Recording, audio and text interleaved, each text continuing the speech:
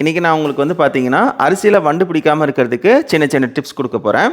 First வந்து அரிசியில் வண்டு பிடிக்கிறதுக்கு முதல் காரணமே வந்து பார்த்தீங்கன்னா அரிசியில் இருக்கக்கூடிய ஈரப்பதம். இப்போது அரிசியில் இருக்கக்கூடிய ஈரப்பதம் எப்படி வரும் அப்படின்னு பார்த்தீங்கன்னா, நம்ம அரிசி எடுக்கும்போது ஈரக்கையோடு எடுக்கக்கூடாது. ஒருவேளை நம்ம அரிசி வாங்கும் போதே ஈரம் இருக்குது அப்படின்னு வச்சிங்களேன், இந்த அரிசியை நல்லா வெயிலில் காய வச்சு எடுத்துட்டிங்கன்னா வண்டு பிடிக்காமல் இருக்கும்.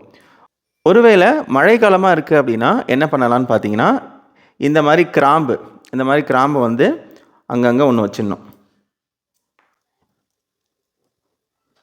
இந்த மாதிரி கிராம்பு அங்கங்கே ஒன்று வச்சிட்டிங்க அப்படின்னா கண்டிப்பாக வந்து அரிசியில் வண்டு பிடிக்காது.